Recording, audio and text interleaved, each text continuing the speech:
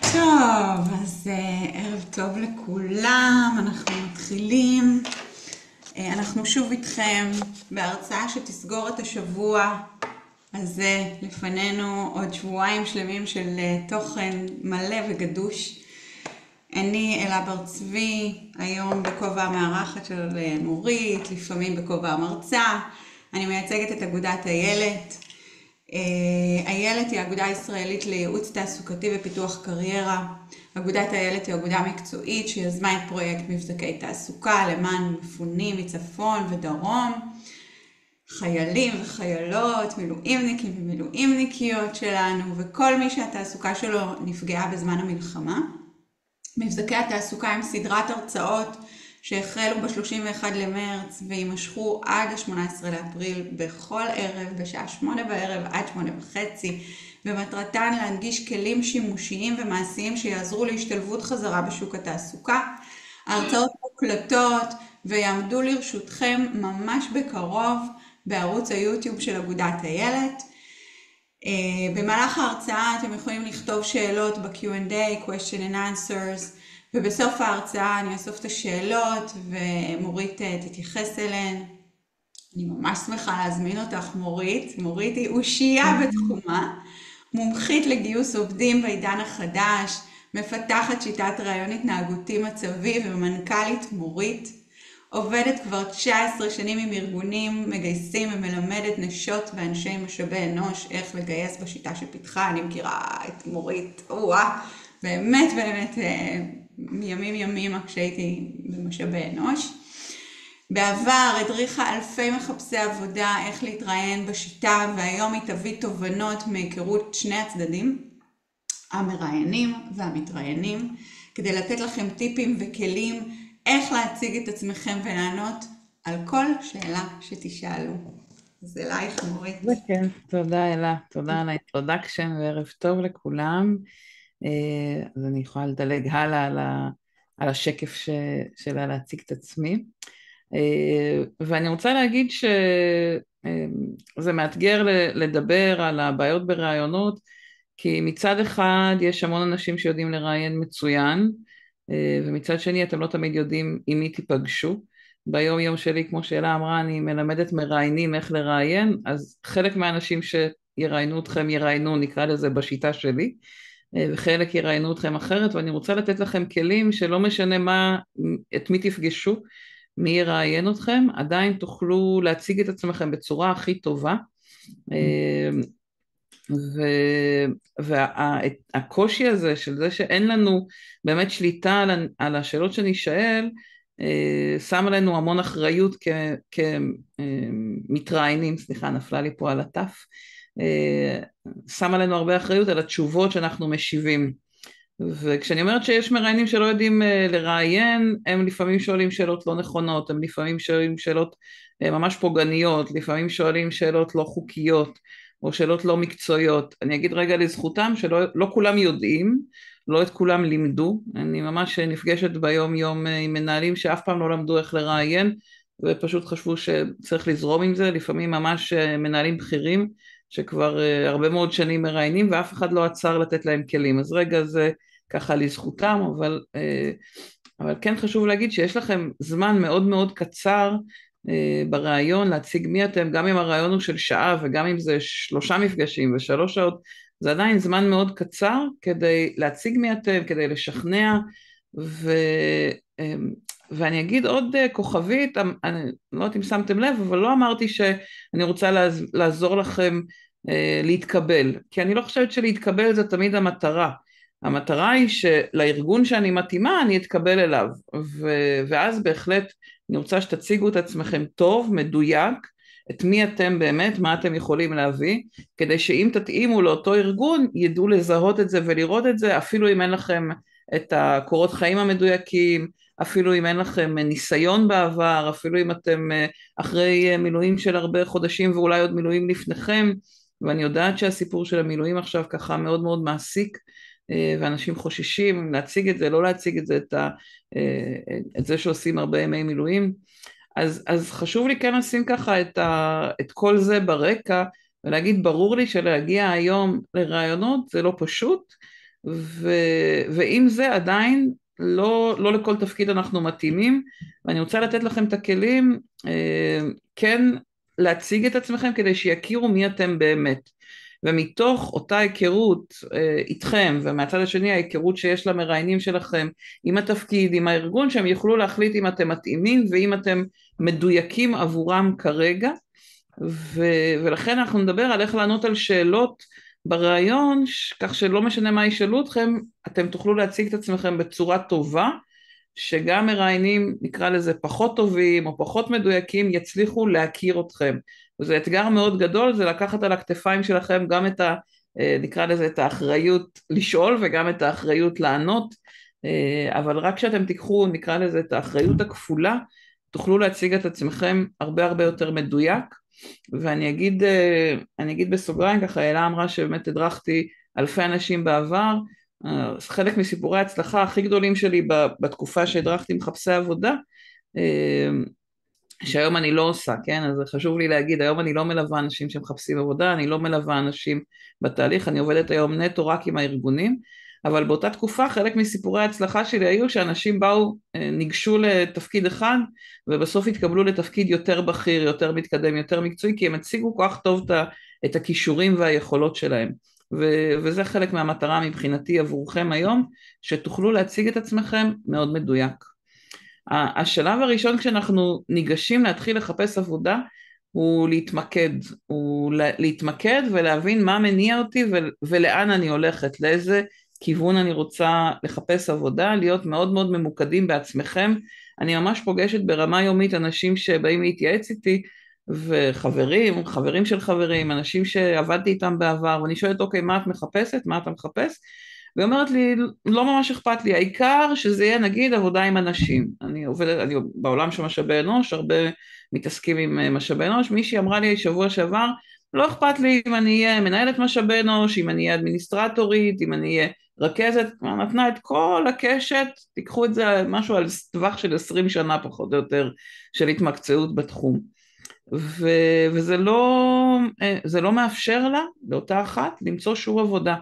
אנחנו חייבים להגיע הרבה יותר ממוקדים ומדויקים, קודם כל עם עצמנו, כי אנחנו באמת לא מתאימים לכל תפקיד, ולא כל תפקיד יאפשר לנו לצמוח ולפרוח, ואני אשתף אתכם בכלי שאני עבדתי איתו כשיצאתי לעצמאות, לפני עוד מעט 19 שנה, ואני באמת חושבת שזה כלי פנטסטי. יש עוד כלי דומה לו, איקיגאי היפני, שיש בו עוד עיגול, אבל השלושה עיגולים האלה ככה משרתים אותי כבר באמת 20 שנה.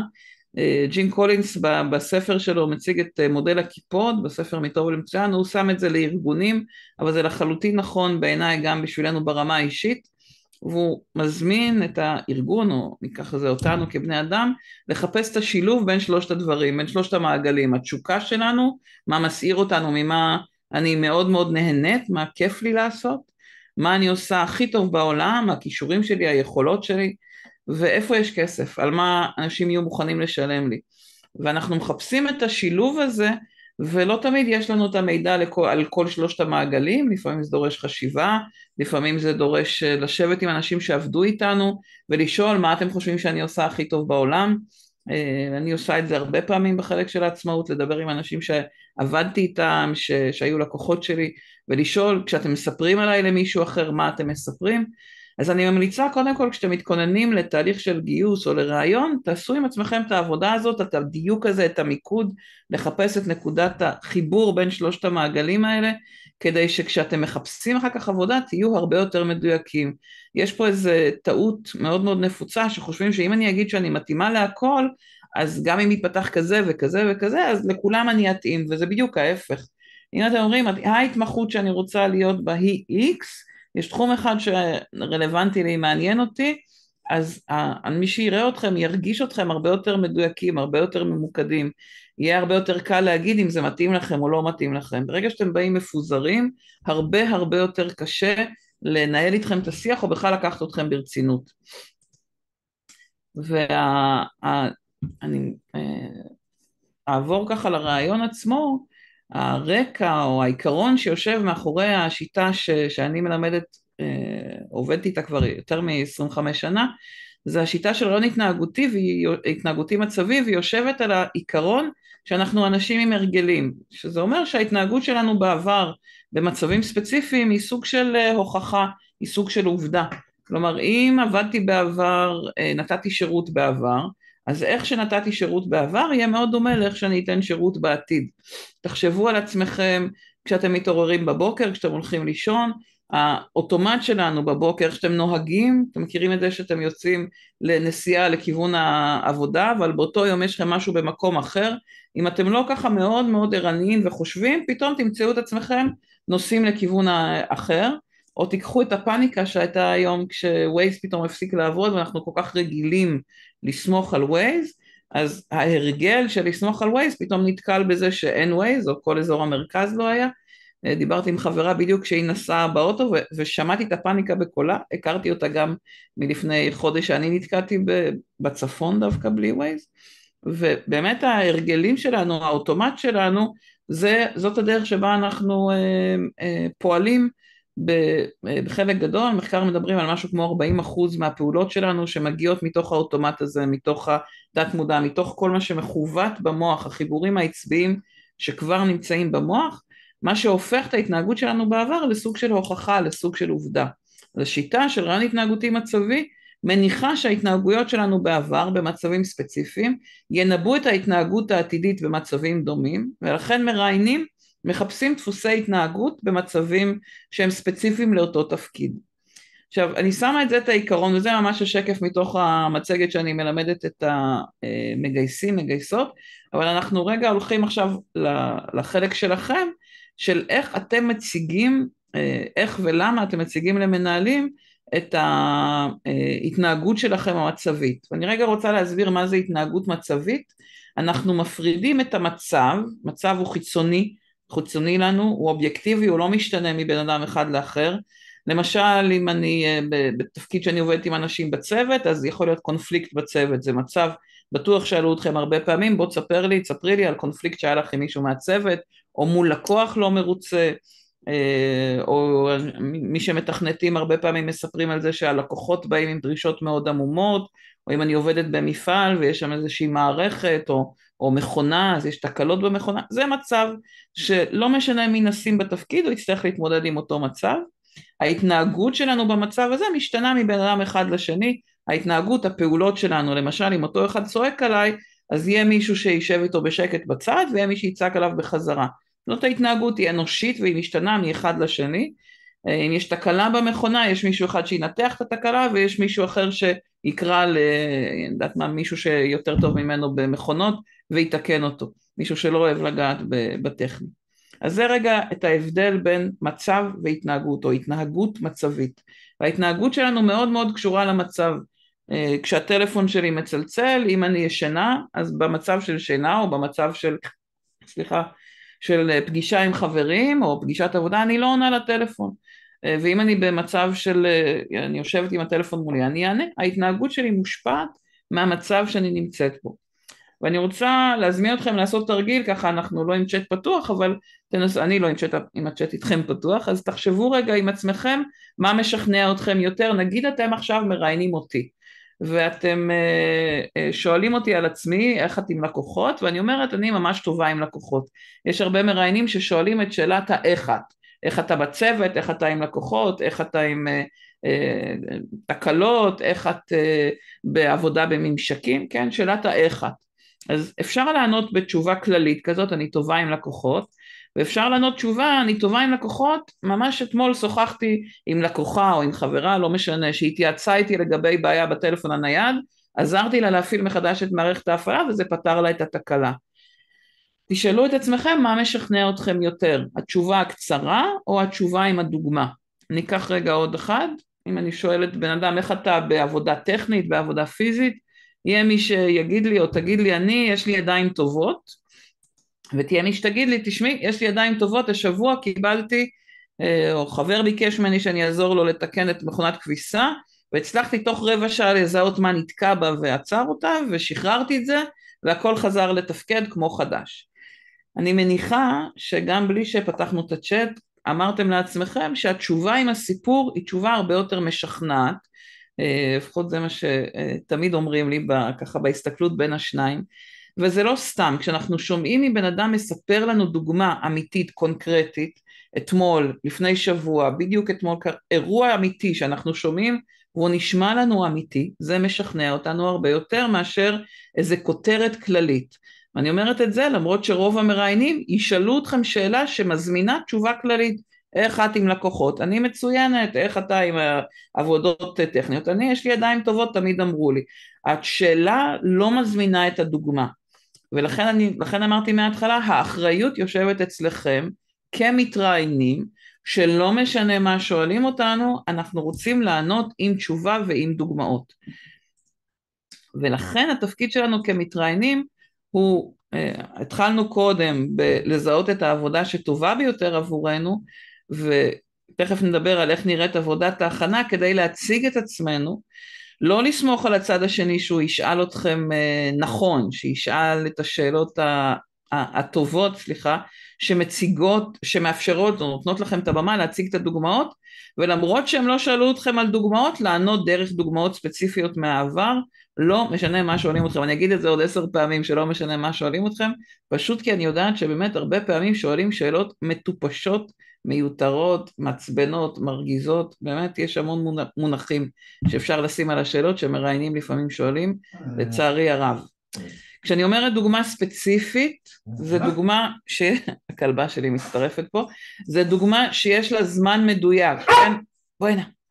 לא דוגמה של אני תמיד עושה משהו, לא דוגמה כללית, לא תשובה על משהו כללי, איך עבדת על איזשהו תהליך, אני לאורך הרבה מאוד זמן עשיתי משהו, לא תשובות כלליות, לא תשובות שנמשכות, אלא ממש לקחת אירועים קונקרטיים, ספציפיים, לא שום דבר עתידי. גם אם השאלה ששואלים אתכם היא איך את חושבת יהיה לך, איך אתה חושב תתנהג, תגידו אני לא יודעת על העתיד, כי העתיד עוד לא קרה, אבל אם אני צריכה להישען על העבר, אני יכולה לספר לך על דוגמה אמיתית של מה כן עשיתי. ואני אומרת, זה נורא נורא חשוב, כי מראיינים הרבה פעמים ישאלו אתכם על העתיד, והעתיד עוד לא קרה. אני תמיד אומרת, אם היו שואלים אותנו ב6 באוקטובר, מה את חושבת יהיה מחר בבוקר? היינו אומרים, יהיה שבת, הכל יהיה בסדר, יהיה נורא רגוע, יהיה שמחת תורה, וזה לא בדיוק מה שקרה.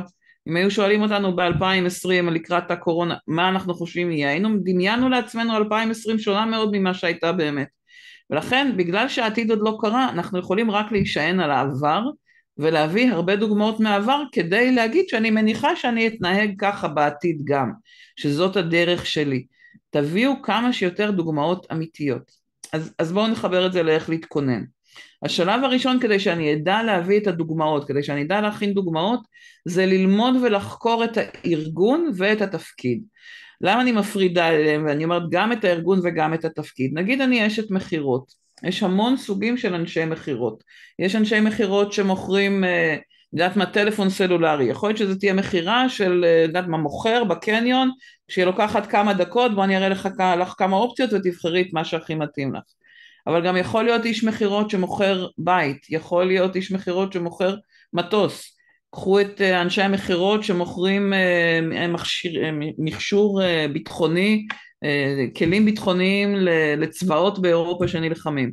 אז התפקיד של מחירות כאילו נשמע אותו דבר, אבל בכל ארגון הוא משהו אחר, זה תהליך אחר, בחלקו הוא ממש קצר, בחלקו הוא מאוד ארוך. אז אנחנו גם צריכים להבין את התפקיד, אבל גם את הארגון ואת השילוב בין השניים, גלובלי, לוקלי, ולמפות איזה מצבים אנחנו חושבים הולכים לקרות באותו ארגון, באותו תפקיד שאליו אנחנו הולכים להתראיין. זה השלב הראשון, ממש להכין לעצמנו מצבים, ושוב כשאני אומרת מצבים, זה לא ההתנהגות, זה לא מה אתם הולכים לעשות, אלא זה עם איזה אתגרים תתקלו, באיזה בעיות תצטרכו להתמודד, מה חווה בן אדם באותו תפקיד, אוקיי?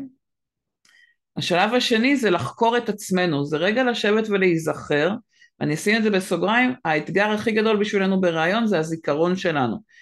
אם אתם כן נופלים על מראיינת שהם מראיינים בשיטה הזאת והם יבקשו מכם דוגמאות שלא חשבתם עליהם מראש, מה שיכול לקחת לכם זמן זה רגע לנסות להעלות מהזיכרון את הדוגמאות הספציפיות מהעבר.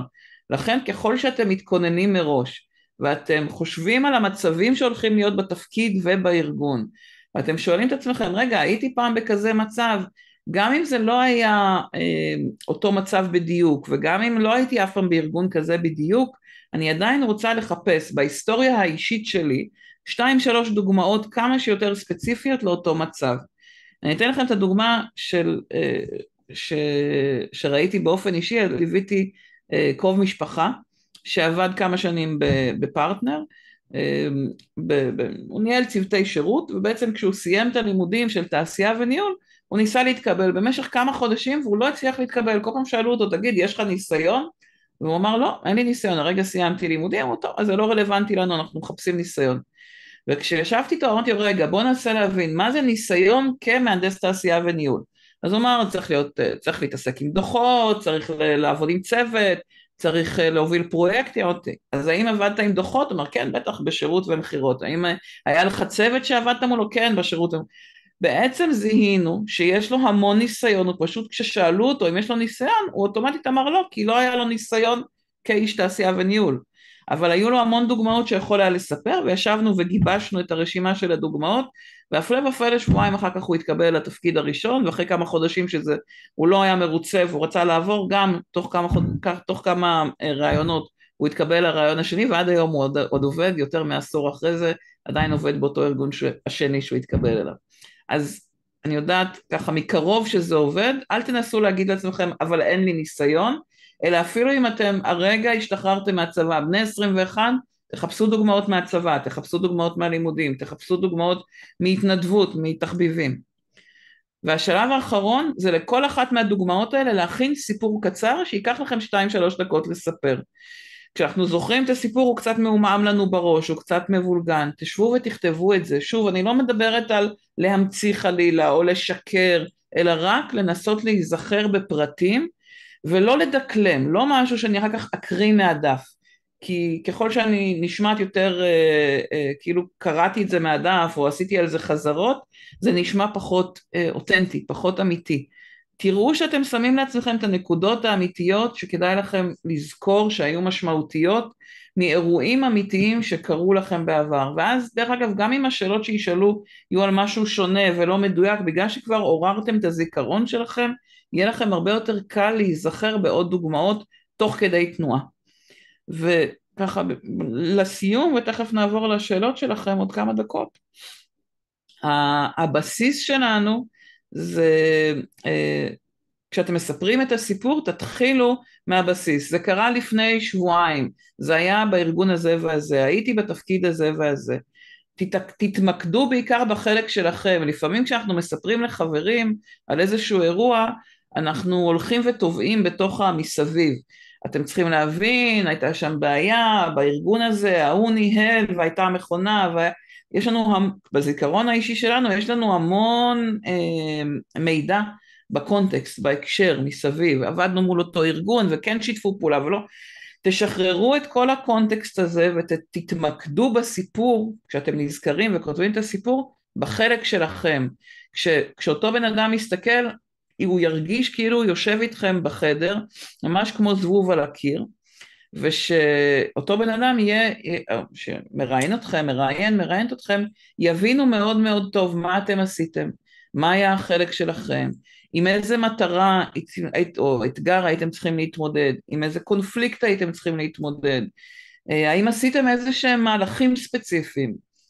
כשאני אומרת מהלך, זה יכול להיות שאתם יזמתם את השיחה, זה יכול להיות שהלכתם ואספתם נתונים כדי להציג, זה יכול להיות שאתם זיהיתם איזושהי תקלה והלכתם לפתור אותה. עכשיו חלק מאיתנו בשביל הנימוס, בשביל הכבוד, מדברים בלשון רבים, הלכנו, עשינו, כאילו גם אני וגם כולם.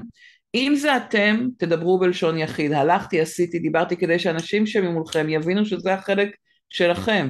אם זה מישהו אחר וזה לא אני, תגידו, הייתי חלק מצוות שדווקא מישהו אחר הוביל, אבל אני ראיתי את זה. אל תיקחו קרדיט על דברים שהם לא שלכם, גם כי זה גורם לנו לגמגם, זה גורם לנו להישמע פחות מדויקים כשאנחנו מספרים על משהו שהוא לא בדיוק, כשהוא ליד, ואם זה מראיין או מראיינת יותר מקצועיים, אז הם גם יתשאלו אתכם ככה שהם יקלטו את זה. אז תכינו סיפורים, תכינו דוגמאות שהם באמת שלכם, של דברים אמיתיים שאתם התמודדתם, עדיף לספר על משהו אמיתי קטן יותר, מאשר על משהו אמיתי גדול יותר. גדול יותר, סליחה, אבל שלא אתם התעסקתם איתו, אלא שמישהו אחר יתעסק איתו. וחשוב גם כששואלים אתכם על הצלחות ועל כישלונות, על חוזקות ועל חולשות, אני אגיד, אני מנסה ככל שאני יכולה ללמד מראיינים לא לשאול את השאלות האלה על חוזקות חולשות או על הצלחות כישלונות, מסיבה מאוד פשוטה, יש פה חלק נורא סובייקטיבי. כלומר, יכול להיות שבשבילי, אני אחת שאומרת מה היא חושבת לאנשים, יש כאלה שאהבו את זה, לא יפתיע אתכם לגלות שלא כולם אהבו את זה כשעבדו איתי בעבר, ו... ולכן התכונה הזאת, שמבחינתי היא חוזק שלי, שאני אומרת מה אני חושבת, יש כאלה שהיו יגידו לכם שזה חולשה שלי. אז אין פה איזושהי עובדה, חוזקות חולשות. יש פה דפוסי התנהגות, לכולנו יש דפוסי התנהגות. אני כששואלים אותי מה החוזקות שלך, אני אומרת, אני לא יודעת מה החוזקות שלי, יש לי דפוסי התנהגות. אני חושבת שזה שאני אומרת מה אני חושבת, ליועצת זה חוזק, זה משהו שמשרת אותי, זה עזר לי בעבר. אז תעשו את ההפרדה בין הכותרות ובין התשובות הנורא סטנדרטיות, כן, שאם שואלים אתכם על חולשה, אז תגידו שאתם לא, יודעת מה, פרפקציוניסטים ולא מאזנים מספיק טוב בית עבודה, אתם יותר מדי בעבודה, כל מיני תשובות בית ספר כאלה מיותרות. תנסו לחשוב על הדפוסים שלכם, איזה דפוסים הם חזקים עבור כזה תפקיד, ואיזה דפוסים הם פחות מתאימים, הם יותר חלשים לתפקיד הזה, בעיקר כדי לא לבחור בו, כדי לא ללכת למקומות שאתם מרגישים שאתם מאוד חלשים בהם, בתחומים שהם ממש לא מתאימים לכם. תספרו את הסיפור מתוך הפרספקטיבה האישית שלכם, מה אתם עשיתם ועם מי אתם הייתם באינטראקציה, ואת כל התהליך ומה חשבו עליו ואיך הגיבו אליו מסביבכם. בשביל לסכם ככה בממש 2 דקות האחרונות, 3 הדברים העיקריים שהייתי רוצה שתיקחו, ושמבחינתי הם הכי חשובים שתצאו איתם לדרך. הראשון, ואני אגיד, הוא אפילו 50% מהתהליך בעיניי, זה המיקוד בתפקיד שמרגש אתכם, שמלהיב אתכם, ושזה משהו שאתם עושים מאוד מאוד טוב. גם אם עוד לא הגעתם אליו, אבל אתם מרגישים שיש לכם פוטנציאל, משהו שאתם יודעים שלפחות לחלק ממה שהוא דורש, יש לכם את הכישורים, יש לכם את היכולות, אפילו אם לא את התואר, אבל זה משהו שמרגש אתכם, מלהיב אתכם ואתם עושים אותו טוב. תזהו איזה התמודדויות היו לכם בעבר שאתם יכולים לספר עליהם, זה השלישי, קפצתי כבר לשלישי, מתוך זה שמיפיתם את המצבים, שמאפיינים את התפקיד, ודרך אגב לא אמרתי קודם, אבל אם אתם לא יודעים איזה מצבים מאפיינים את התפקיד, תדברו עם אנשים שעושים את התפקיד, תרימו טלפון, תכתבו בלינקדאין, אם אתם צריכים עזרה לזהות מישהו, אתם מוזמנים גם לכתוב לי, אני אשמח לחבר אתכם עם אנשים שעושים את התפקיד, אם אני מחוברת לכאלה, תחפשו כאלה אנשים, תכתבו להם, אני רוצה לדבר איתך ל10 דקות, רק להבין יותר טוב את הסיטואציות, עם מה הולכים להתמודד בתפקיד הזה, תמפו את המצבים בתפקיד ובארגון, ככל שתגיעו דרך אגב, גם דרך אנשים שמכירים את הארגון, יהיה לכם יותר קל, ותכינו הרבה דוגמאות מהעבר, ממש תשבו ותכתבו לכם דוגמאות מהעבר, כדי שיהיה לכם הרבה יותר קל לשלוף אותם, כשתגיעו לנקודת היעד, לרעיון. זהו, הגענו ממש 8:30, הגעתי לזמן. אלה, יש שאלות ששאלת אותך? אז הנה אנחנו כבר נתפנה לשלב השאלות. קודם כל תודה מורית, תודה ענקית על הפרספקטיבה הרחבה והיעילה הזו, ממש 360. אנחנו כבר נענה שאלות מהצ'אט, אתם מוזמנים לכתוב ותנצלו את זה שמורית נמצאת פה איתנו ופשוט תציפו בשאלות. אני בינתיים רגע רק אתזכר למי שלא נשאר איתנו לשלב השאלות שסיימנו עם שבוע השידורים הראשון עם הענות מאוד מאוד גדולה שבאמת מאות משתתפים לאורך השבוע. אנחנו ניפגש שוב בשבוע הבא, נפתח ביום ראשון עם הדרכת לינקדאין של אמיס קליר, נמשיך עם רשתות חברתיות, עוד שאלות בראיון, הצגה עצמית, ואם השבוע הזה נתן לכם ערך אז אתם ממש מוזמנים לספר לעוד אנשים שהם מוזמנים להירשם, להשתתף ולשתף. הכניסה תהיה דרך אותו קישור. אז אנחנו נעבור רגע לשלב השאלות. אני רואה פה שאלה, הנה. קודם כל הערה, כתוב כאן, אם המרואיין יענה בקצרה, בדרך כלל יבקשו ממנו לתת דוגמה. אם יש לך... אני אגיד שזה נכון ולא נכון, יש כאלה שכן ויש כאלה שלא, יש מראיינים נקרא לזה, שיודעים להוביל את הרעיון, ואני מסכימה, בהחלט יש כאלה שיבקשו דוגמאות. אני מציעה שזה יבוא מכם פשוט, אני חושבת שככל שאתם מתכוננים, חושבים על הדוגמאות מראש, אז זה יהיה יותר קל. אני רואה פה את השאלה הבאה של איך להגיב, לספר על עצמך, ספרי על עצמך. אני אגיד שגם פה אני מציעה להכין דוגמה, אבל דוגמה קצת יותר לחלק של המוטיבציה. כלומר, ספרי על עצמך אם את מספרת באתי מרקע כזה וכזה, ואני עכשיו, קודם כל לא להתחיל בלספר בת כמה אני, איפה אני גרה וכמה ילדים יש לי, כי זה ממש, זה להיכנס ישר לתוך העולם של ההטיות, או לייצר ממש את ההטיות של המראיין, אבל אני חושבת שהדרך הכי טובה לספר על עצמכם היא דרך דוגמה אחת, שהיא מראה למה התפקיד הזה הכי מתאים לך. אני אתן רגע דוגמה, אם אני מאוד אוהבת לעבוד עם אנשים, ונורא עזרתי למישהו בשנה האחרונה, ויודעת מה, נגיד, אני רוצה ללכת לעבוד עם אנשים על הספקטרום, ויש לי ילד על הספקטרום, אני אתחיל לדבר על זה שיש לי ילד על הספקטרום, ובאמת, ושבגלל שאני רואה אותו לאורך השנים, אני נורא רוצה גם לעבוד עם אנשים על הספקטרום. לחפש משהו שממחיש, מדגים, מראה את המוטיבציה שלכם, דרך איזושהי דוגמה, דרך איזשהו אירוע. קשה לי להגיד כמה, לשמוע על אירוע ספציפי וקטן, מייצר חיבור. ניתן את הדוגמה הכי קלה מהשנה האחרונה, תראו את הנשיא ביידן שהוא מדבר על אביגייל, תראו את כמה אנחנו מכירים הרבה יותר את אלה שסיפרו לה מהחטופים, שסיפרו עליהם, אנחנו הרבה יותר מחוברים לסיפורים ספציפיים מאשר למספר 134, גם אם שמים אותו, הסיפור של הבן אדם הספציפי, האירוע, עוזר לצרוב בזיכרון שלנו את מי שמולנו, ולכן תספרו כמה שיותר סיפורים, גם בשאלה ספר על עצמך, ספרי על עצמך, אל תשאירו את זה משהו כללי כמו שהשאלה הזאת מזמינה, להפך, כמה שיותר מדויק וממוקד. זה בסדר לך אלא שאני אקרא, פשוט כי קל לי כן, יותר. כן, אני יכולה ללכת על זה, הכל טוב. תודה. חן כותב שלפעמים מרגיש שגם אם חש התאמה ברעיון, המראיינים מחפשים בן אדם שלא צריך לבזבז עליו זמן בחפיפה והדרכה, הם לוקחים את זה בחשבון, לא תמיד יודעים מהר את הגל, אם צריך להגיד את זה, את הכל, סליחה, כן, אם צריך להגיד את זה ברעיון בשלב כלשהו. תראה, אני חושבת שאין מראיין או אין מנהל שחושב שאתה יודע כבר הכל, זה מאוד ברור להם שאתה לא יודע הכל. אמר לי השבוע מנהל שהוא יודע שכשהוא יקלוט עובד, ייקח לו שנה להשתלב בתפקיד. כלומר, המנהלים הרבה פעמים מבינים, הם יודעים, ברוב המקרים אתה לא הבן אדם הראשון שהם יקלטו. ומהצד השני, כן, ככל שתמחיש את הניסיון שלך, גם אם הוא לא ניסיון ספציפי בתפקיד הזה, לכן אמרתי, תכינו הרבה דוגמאות, כי הדוגמאות יראו שיש לך יכולות, גם אם זה לא ספציפית בארגון הזה, במקום הזה. ואני חושבת שההתאמה היא לא משהו כללי.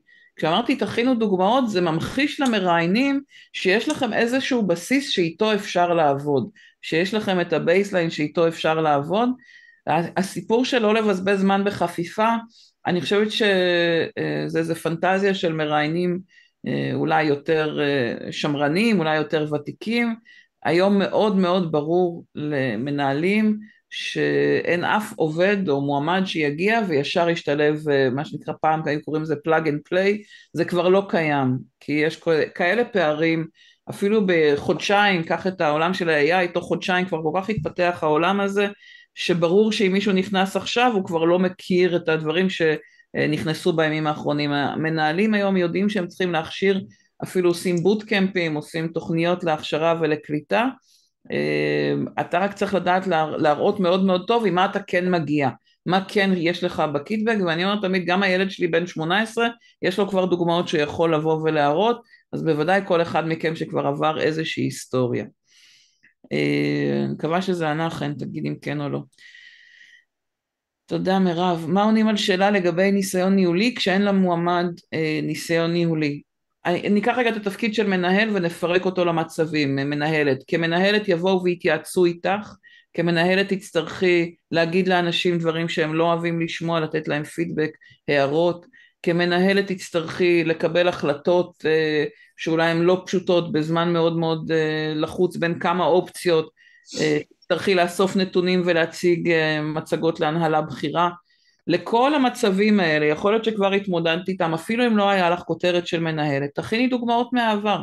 כלומר, תשבי ותחשבי כמנהלת, ואני לא יודעת לאיזה, נגיד, מנהלת את רוצה להציג את עצמך, אבל תכיני את הדוגמאות שהן מהתמודדות עם מצבים ניהוליים, גם בלי הכותרת הפורמלית של מנהלת. תגידי אם זה עונה לך.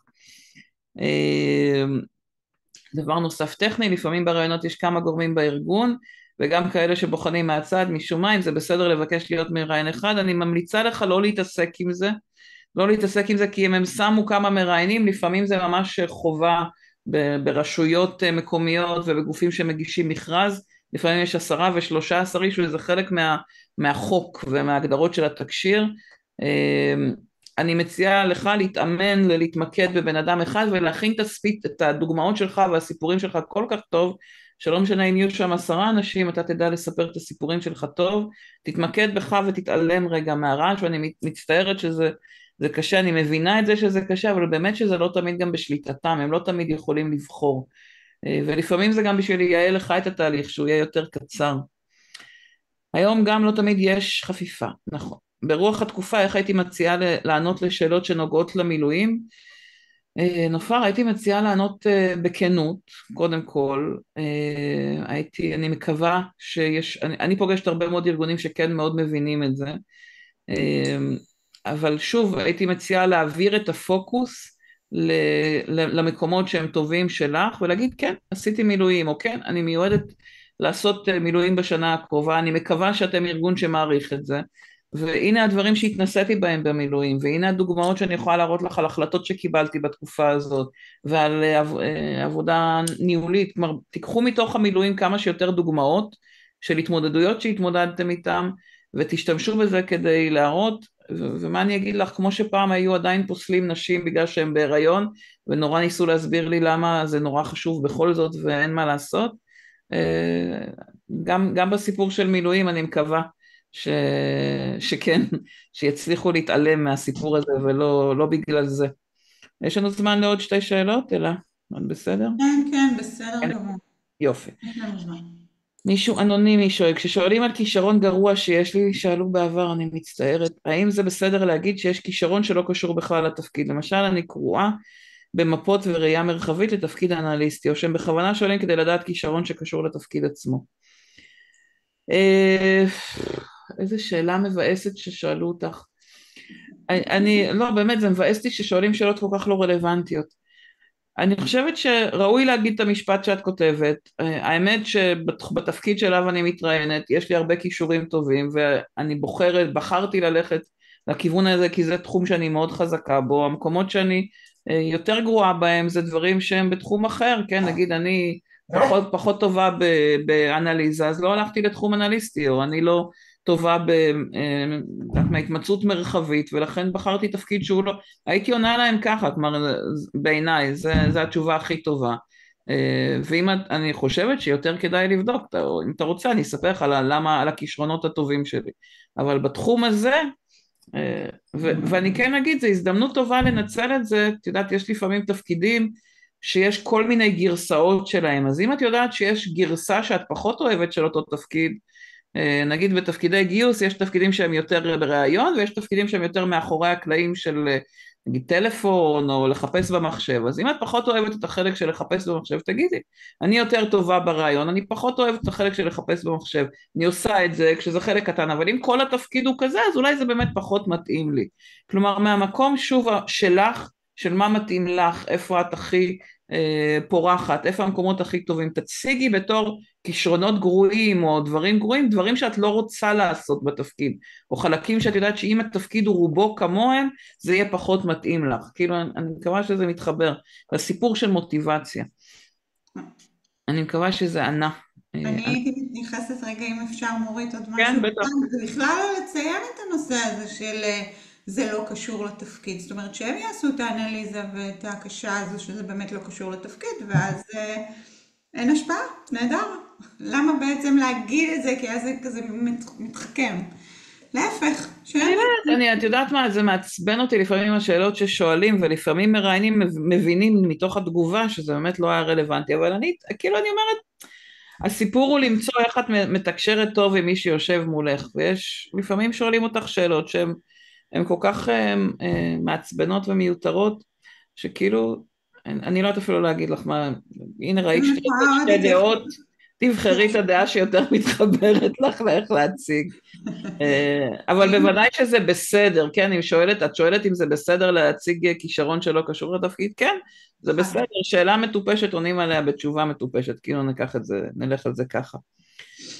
חן שואל אם המעסיקים מחפשים מישהו שיודע לשווק את עצמו טוב, או יותר ניסיון, או גם וגם, חן שואלת, סליחה, חשבתי שאת גבר קודם, מרגישה שלא המשיכו איתי לא פעם, בגלל שנלחצתי ולא הבאתי את עצמי הכי טוב, אבל כן יכולתי להשתלב.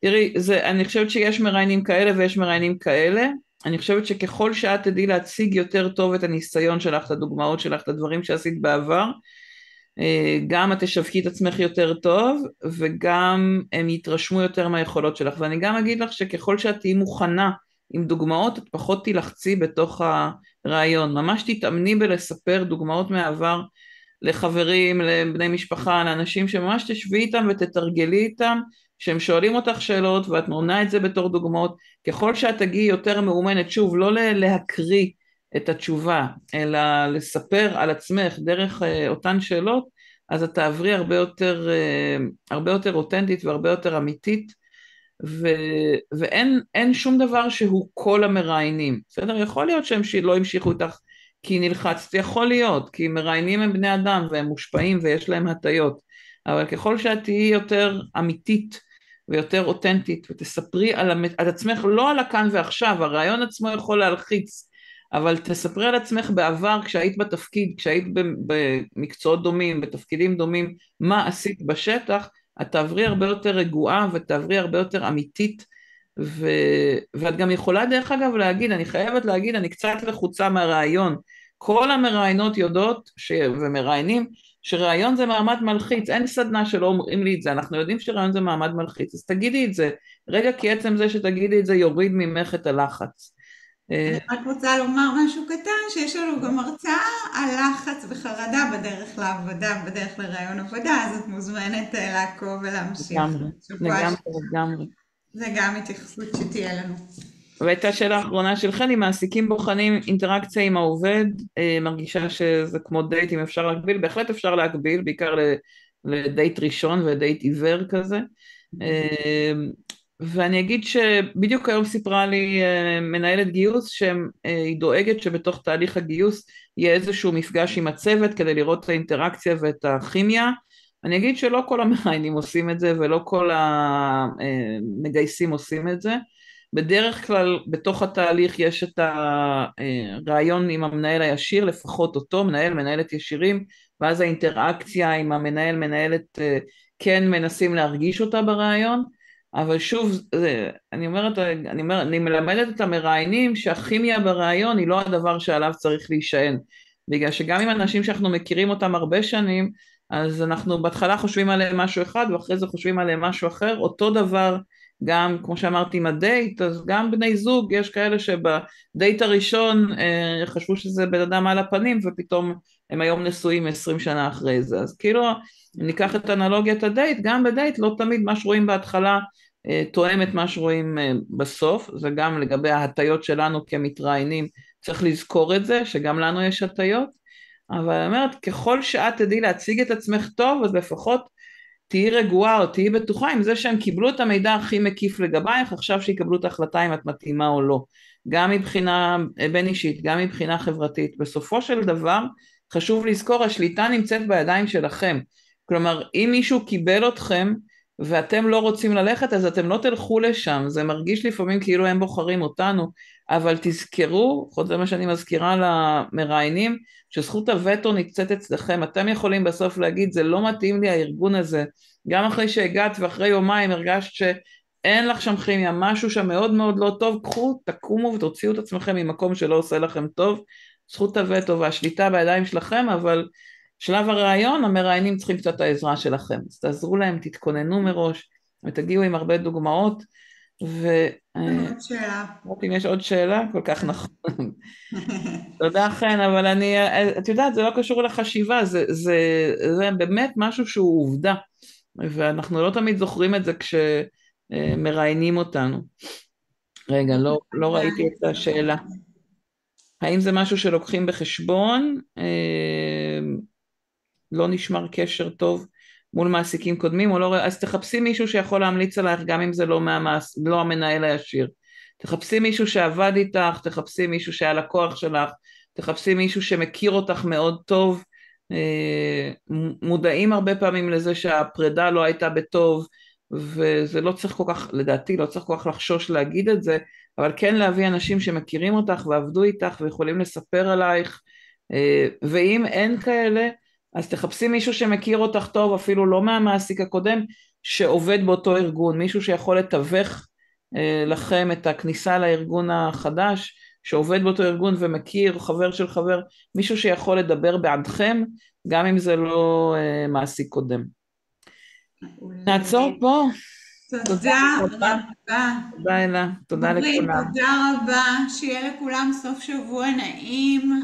שבוע אנחנו נעים, בשורות ביום טובות. ראשון נמשיך עם פרק ליצירת פרופיל בלינקדאין עם אמיס קליר. שיהיה סוף שבוע נפלא, שקט ורגוע לכולם. אמן. תודה, אלה. ביי, להתראות. שבוע טוב, סוף שבוע טוב.